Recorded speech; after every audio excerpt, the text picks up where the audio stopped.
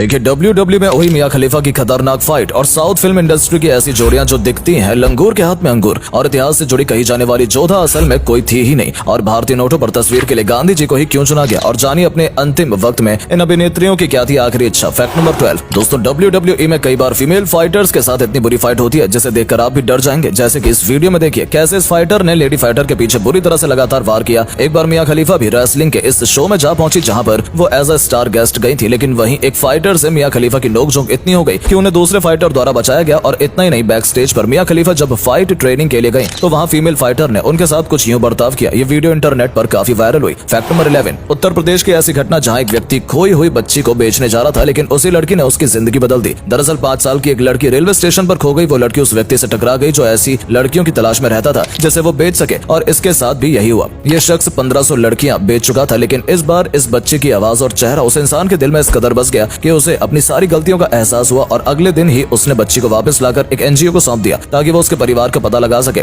लेकिन जब बच्ची के परिवार का अता पता नहीं लगा तो उस शख्स ने ही बच्ची को पालने की जिम्मेदारी ली। गलत काम छोड़कर अपने 4 बच्चों के साथ उसने इस नई बच्ची को भी अच्छी परवरिश दी। ये शख्स अपनी उम्र पूरी कर दुनिया को अलविदा कह गया और आज वो बच्ची इतनी बड़ी हो गई कि एक दरोगा से शादी कर खुशहाल जिंदगी बिता रही है। फैक्ट नंबर 10 काजल अग्रवाल सिर्फ साउथ की नहीं बल्कि बॉलीवुड की भी मशहूर एक्ट्रेस है। इनका जन्म 19 जून 1985 को मुंबई में हुआ था। इन्होंने विज्ञापन और मार्केटिंग में विशेषज्ञता होते हुए मास मीडिया की डिग्री हासिल की। बचपन से ये टैलेंटेड रही हैं, इसीलिए बहुत जल्द ही इन्हें एक्टिंग में कामयाबी मिल गई। इन्होंने कई फिल्मों में काम किया, जिनमें से 2009 में मगधीरा फिल्म उनके करियर की खास फिल्म साबित हुई। तमिल तेलुगु फिल्मों के बाद उन्होंने बॉलीवुड में भी काम किया और आज सबसे सक्सेसफुल एक्ट्रेस में गिनी जाती हैं। इन्होंने 30 अक्टूबर 2020 में गौतम किचलू के साथ मुंबई शहर में शादी की। फैक्ट नंबर 9 दोस्तों, समूह में रहने का महत्व इंसानों ने भी उसी समय जान लिया था जब धरती पर इंसान नहीं बल्कि जंगली जानवर हुआ करते थे। यदि बबून की ही बात की जाए तो ये बंदर 20 से लेकर 200 तक के विशाल समूह में रहते हैं और इनके समूह से टक्कर लेने की हिम्मत कोई शेर तक नहीं कर पाता। हालांकि अकेला बबून किसी भी बड़ी बिल्ली का शिकार बन सकता है। बंदरों और वानरों के झुंड को ट्रूप्स कहते हैं और इनमें भेड़ियों की भांति अकेला मुखिया इसे नहीं संभालता, बल्कि एक ही समय में एक झुंड के प्रमुख कई नर बंदर हो सकते हैं।